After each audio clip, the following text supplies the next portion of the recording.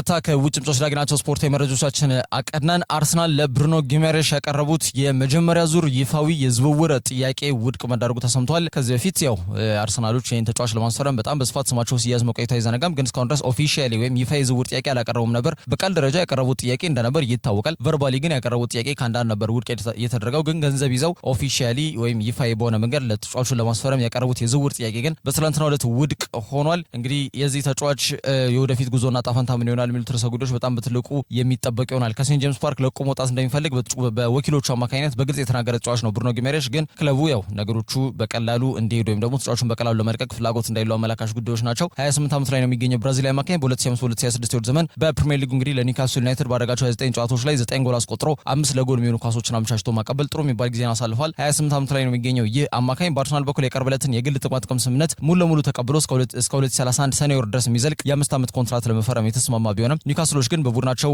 በተለይ አምበል ማለት ነው በቀላሉ ለመልቀቅ ፈቃደኛ አይደሉም። አርሰናል አሁን አቀረቡ ከተባለው ይፋይ እንግዲህ ከፍተኛ የዝውውር ሂሳብ ከፍም ያለ ገንዘብ እየጠበቁ እንደሚገኙ አመላካሽ ጉዳዮች ናቸው። ተጫዋቹ ባሳለፍነው እሁድ ከብራዚል የለቀቀ ሲሆን ወደ ስፔን በማቅናት ሌማንጋ ላይ ያረፈውን የኒውካስል ዩናይትድ የእግር ኳስ ክለብ የቅድመ ውድድር ዝግጅት ይቀላቀላል ተብሎ ይገመታል። ይሄ ቀን ሳይቀርብ ነበረ ዝውውሩ ማከናወን የሚፈልገው፣ ግን አርሰናል ዝውውሩ ማከናወን አልቻሉም። ያንን ተከትሎ የቡድኑን የቅድመ ውድድር ዝግጅት መቀላቀል መቻል ይጠበቅበታል ማለት ነውና የአርሰናል የአማካይ መስመር ወደ ላቀ ምዕራፍ ያሸጋግራል ተብሎ የሚጠበቅ ተጫዋች ነው ብሩኖ ጊማሬሽ። ታዲያ ሁለተኛ ተጨማሪ የዝውውር ጥያቄ ለማቅረብ ውስጣዊ ንግግሮችን እያደረጉ እንደሚገኙ መናገር ይቻላል። በሜዳ ላይ ዘንድሮ በተሰለፈባቸው 2455 ደቂቃዎች በአጠቃላይ 85.9 የተሳካ ኳስ የማቀበል ስኬት ያለው ተጫዋች ነው። በ90 ደቂቃ በአማካኝ 6.1 የሜዳ ላይ ፍልሚያዎችን ወይም ደግሞ ኳስን ሰላማዊ በሆነ መንገድ የመንጠቅ አቅም እንዳለውም ቁጥሮች ይናገራሉ። በአጠቃላይ ባለፉት 3 ዓመታት ላይ በዚህ መንገድ በመቃኘት በርካታ ዱኤሎችን ያሸነፈ ተጫዋች እንደሆነም ቁጥሮች ያመላክታሉና .6 ደግሞ የተሳካ ኳስ የማንጠቅ ስኬቶችን በአማካኝ በ90 ደቂቃ የሚያስመዘግብ ጥሩ አማካኝ ነው። 9 ጎል አለው፣ 5 አሲስት አለው። ይሄም ከፍተኛው ጎል አስቆጣሪ ሆኖ በኒውካስል ዩናይትድ ቤት በዚህ በተጠናቀቀው የ2025-2026 የውድድር ዘመን ላይ ያሳለፈ ተጫዋች ያደርገዋልና የታይንሳይዱ ክለብ ለቀጣዩ ዓመት የአውሮፓ ሻምፒየንስ ሊግ ቲኬት መቁረጣቸውን አለመቻላቸውን ተከትሎ የተጫዋቹ የውል ማፍረሻ 100 ሚሊዮን ፓውንድ ባሳለፍነው ሰኔ ወር ላይ መጠናቀቁ ይታወቃል። ተነባቢ ከሚባሉ የእንግሊዝ አምዶች መካከል አንዱ የሆነው ዘ ጋርዲያን አርሰናል ለተጫዋቹ 70 ሚሊዮን ፓውንድ ነው ያቀረቡት ብሏል። ኒውካስሎች ግን ከ80 እስከ 85 ሚሊዮን ፓውንድ ጥያቄ እንደሚፈልጉ በማሳወቅ ምክንያት የአርሰናል የመጀመሪያ ዙር ጥያቄ ውድቅ ማድረጋቸውን የዘገበ ሲሆን አርሰናል ተጨማሪ ሁለተኛ ጥያቄ ለማቅረብ በዝግጅት ላይ እንደሚገኙ ዘግቧል ማለት ነው። አሁንም ዝውውሩ ሊሳካ የሚችልበት ድል እንዳለ መናገር ቢቻልም አርሰናል ግን ፈጥኖ መንቀሳቀስ መቻል እንዳለባቸው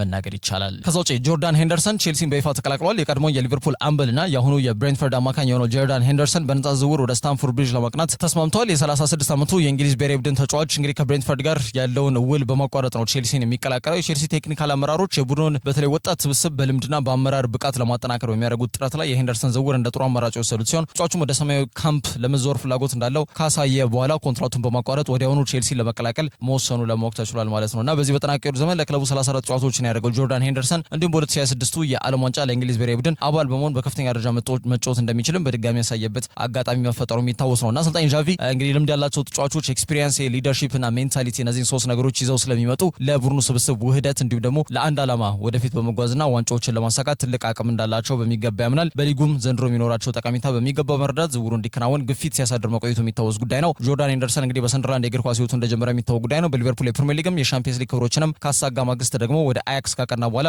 ድጋሚ ወደ ብሬንትፈርድ በመለስ የጠናቀቀውን የውድድር ዘመን በጂቴክ ኮሚኒቲ ስቴዲየም ማሳለፉ የሚታወስ ጉዳይ ነው። አሁን ደግሞ ያው ብዙም ሩቅ አይደሉም ብሬንትፈርድና ቼልሲ እዛው ምዕራብ ለንደን፣ ግን ደግሞ ወደ ትልቁ ክለብ ምዕራብ ለንደን ላይ ወደ ቼልሲ በይፋ ያመራበት አጋጣሚ እንዳለ መናገር ይቻላል። ከዛ ውጪ ሊቨርፑልና ፓሪስ ሰን ጀርሜን በብራድሊ ባርኮላ ጉዳይ ቀጥተኛ ንግግር ላይ እንደሚገኙ የሚጠቁሙ መረጃዎች ወጥቷል። ብራድሊ ባርኮላ ሊቨርፑል ለመቀላቀል በቃል ደረጃ ቨርባሊ ተስማምቶ ያጠናቀቀ ተጫዋች ነው። ሁለቱ ክለቦች ብቻ ተስማምቶ እስኪያጠናቅቁ ድረስ እየጠበቀ ይገኛል። በፈረንሳይ አየር ቡድን ፓሪስ ሰን ጀርሜን አጥቂ የሆነው የ23 ዓመቱ ብራድሊ ባርኮላ ከክለቡ የቀረበለትን የኮንትራት ማራዘሚያ ጥያቄ በድጋሚ ውድቅ ማድረጉ ለኪፕ ከዘገበ በኋላ ተጫዋቹ በፈረንሳይ ክለብ እስከ 2028 የሚያቆየው ውል ያለው ቢሆንም ክለቡ ግን የተሻሻለ የደሞዝ ጭማሪ በማቅረብ ውሉን ለማራዘም የቀረበለትን ጥያቄ ባለመቀበሉ ምክንያት በዚህ ክረምት ክለቡን ለቆ ሊወጣ ይችላል የሚሉ ዘገባዎች ተበራክተው እየተሰሙ ይገኛሉ። በተለይ በ2024 ክረምት ላይ የነበረው የዝውውር መስኮት ላይ ጆርጂዮ ክቫራትስኬሊያ ወደ ፓሪስ ሰን ጀርሜን ካቀና በኋላ ይህ የሊዮን አካዳሚ ውጤት የሆነው ባርኮላ በአሰልጣኝ ሉዊስ ኤንሪኬ ስራ አብዛኛውን ጊዜ በተጠባባቂነትና ከተቀያሪ ወንበር ላይ ተነስቶ ለመጫወት የሚገደድ ተጫዋች እንደነበር የሚታወስ ጉዳይ ነው። ያንን ተከትሎ ሊቨርፑል፣ አርሰናል፣ ባየር ሙኒክና ቼልሲ የመሳሰሉ ሌሎችም ክለቦች ስማቸው ከዚህ ተጫዋች ጋር ሲያዝ እንደነበር የሚታወቅ ጉዳይ ነው። ይህ ተጫዋች በሜዳ ላይ ባለው ከፍተኛ ፍጥነት ተከላካዮችን አንድ ለአንድ የማለፍ አቅም እንዲሁም ወደ ተጋጣሚ የግብ ክልል በፍጥነት በመድረስ የሚታወቅ ተጫዋች ነው። በዚህ በጠናቀቀው የውድድር ዘመን ለፓሪስ ሰን ጀርሜን በ39 ጨዋታዎች ላይ በመሰለፍ 11 ጎሎችን አስቆጥሯል። በሁሉም ምድሮች ደግሞ በ29 ጨዋታዎች ላይ ተሰልፎ 13 ጎሎችን በማስቆጠር ለክለቡ የፈረንሳይ ሊግም ሆነ የአውሮፓ ሻምፒየንስ ሊግ ክብሮችን እንዲያሳኩ የራሱን ትልቅ አስተዋጽኦ ያበረከተ ተጫዋች ነው።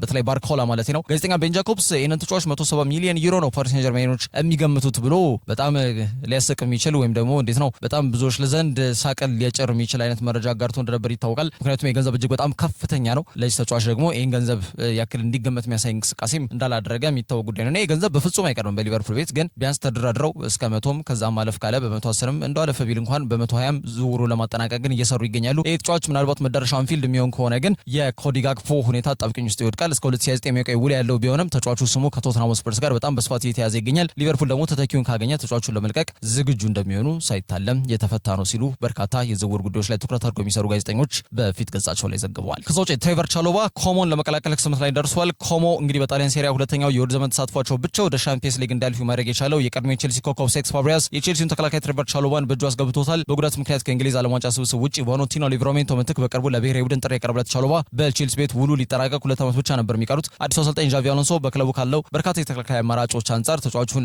እንግዲህ ክለቡን ቢለቅ ምንም ቅር እንደማይላቸው ማሳወቃቸውን ተከትሎ ወይም ፈቃድ መስጠታቸውን ተከትሎ ክለቡን ለቋል ማለት ነው። ለዚህ ተጫዋች 30 ሚሊዮን ፓውንድ ኮሞች ይከፍላሉ። አቅሙ እየታየ ደግሞ 6 ሚሊዮን ፓውንድ ይጨምራል ተብሏል። ተጫዋቹ ወይ ነገ ምሽት ወይ ሐሙስ ጠዋት ጣሊያን በመገኘት የጤና ምርመራውንም ያከናውናል ተብሎ ይገመታል። በመጨረሻም አሰልጣኝ ማውሪሲዮ ፖቼቲኖ በአሜሪካ ብሔራዊ ቡድን አሰልጣኝነት ሚናው እንደሚቀጥል ውሉን በማደስ አረጋግጧል። የአሜሪካ ወንዶች ብሔራዊ ቡድን እንግዲህ ዋና አሰልጣኝ ነው ማውሪሲዮ ፖቼቲኖ እስከ 2030 የፊፋ የዓለም ዋንጫ ድረስ በኃላፊነቱ እንደሚቀጥል ለማወቅ ተችሏል። የአዲስ ውል ዝርዝር ሁኔታዎቹ በይፋ አልተገለጹም፣ ግን አርጀንቲና አሰልጣኝ የብሔራዊ ቡድን ጉዞ ለሚቀጥሉት 4 ዓመታት በበላይነት የሚመራ ይሆናል ማለት ነው። ፖቼቲኖ እንግዲህ አሜሪካ ብሔራዊ ቡድን በ2024 እንደተረከበ ይታወቃል። በመጀመሪያው ውሉ በተጠናቀቀው የዓለም ዋንጫ ብቻ የሚቆይ ነበረ ማለትም እስከ 2026 ማለት ነው። ከዛ በኋላ ግን በተለይ ስኬታማ ጊዜን በዚህ በ2026 የዓለም ዋንጫ ላይ ካሳለፈ በኋላ በተለይ ቡድኑ በምድብ የመጀመሪያ ደረጃን ይዞ እንዲያጠናቅቅ ማድረግ ችሏል። ከዛ ውጪ ከ2002 በኋላ እንደ አውሮፓውያን አቆጣጠር ማለት ነው ለመጀመሪያ ጊዜ በዓለም ዋንጫው የጥሎ ማለፍ ዙር ጨዋታ እንዲያሸንፉ ማስቻሉ የሚታወስ ጉዳይ ነው። ያንን መሰረት ባደረገ መንገድ እንግዲህ የአሜሪካን እግር ኳስ እያነቃቀ ይገኛል በሚል እስከ 2030 ድረስ በአሰልጣኝ ኃላፊነት እንዲቆይ ከስምምነት ላይ መድረሳቸውን መናገር ይቻላል። ኢትዮጵያን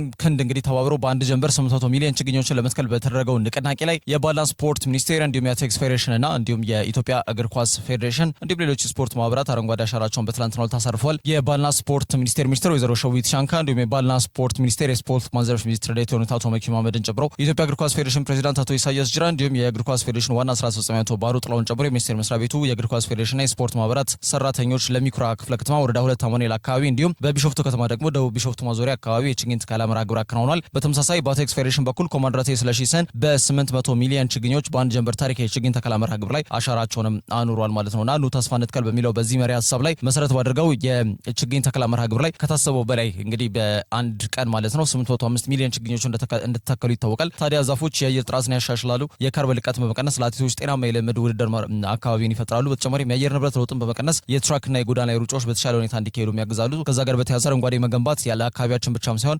ለአትሌቶች ጤናም፣ ለስፖርቱ እድገት፣ ለዘላቂ አትሌቲክስ ወደፊት ጉዞ እጅግ ወሳኝነት አለው የሚል ሀሳብንም እንደሰነዘረ መናገር ይቻላል ማለት ነው። ከዛ ውጪ ከዝውውር ዑደቶች ጋር በተያያዘ ያው የዝውውር መስኮቱ ክፍት እንደሆነ ይታወቃል። በዛ ሂደት ክለቦች ስብሰባቸውን ለማጠናከር ጠንክረው እየተንቀሳቀሱ ይገኛሉ። በዛ ሂደት ፋሲል ከነማ የፍሬዘር ካሳን ውል ማጠናቀቅ መቻላቸው የሚጠቁሙ መረጃዎች እየሰማ እንገኛለን። በዘማሪያም ወልደ ጊዮርጊስ ውል ካራዘሙ በኋላ በተለይ አሰልጣኛቸውን ማለት ነው ፋሲል ከነማዎች ወይም አጼዎቹ ጄሮም ፊሊፕን የመጀመሪያ ፈራሚያቸው በማድረግ ከስምምነት ላይ እንደደረሱ ይታወቃል። አሁን ደግሞ በዝውውር መስኮቱ ሁለተኛ ፈራሚያቸው ለማግኘት ከስምምነት ላይ መድረሳቸው የሚጠቁሙ መረጃዎች ወጥቷል። ወደ ክለቡ ለማቅናት ከስምምነት ላይ ደረሰው ደግሞ በተጠናቀቀው የውድድር ዘመን በመለስ ወንደርታ በግሉ ጥሩ ቆይታ የነበረው ተከላካይ ፍሬዘር ካሳ ነው። በቅዱስ ጊዮርጊስ ታዳጊና ዋናው ቡድን ከዛም ድሬዳዋ ከተማ፣ ሀዲያ ሆሳዕና፣ ከዛ ውጪ ባህር ዳር ከተማ እንዲሁም መለስ ወንደርታ ተጫውቶ አልፏል። በኢትዮጵያ ዋና ብሔራዊ ቡድን እንዲሁም ደግሞ ከኢትዮጵያ ከ23 ዓመት በታች ብሔራዊ ቡድን መጫወት ችሏል። ተከላካዩ እንግዲህ ፍሬዘር ካሳ ማለት ነው። ደግሞ ከአንድ ዓመት የምናም አናብስት ቆይታ በኋላ ወደ አጼዎቹ ለማምራት ከስምምነት ላይ እንደደረሰ መናገር ይቻላል። ከዛ ውጪ ከአዳማ ከተማ እግር ኳስ ክለብ ጋር በተያያዘ እንግዲህ ሁለት የተለያዩ ጉዳዮች ተሰምተዋል። የመጀመሪያው ጉዳይ ደጉ ደበበና ፋሲል ተካሊን ዳግም በአዳማ ከተማ እንደሚጠመሩ እንግዲህ ለማወቅ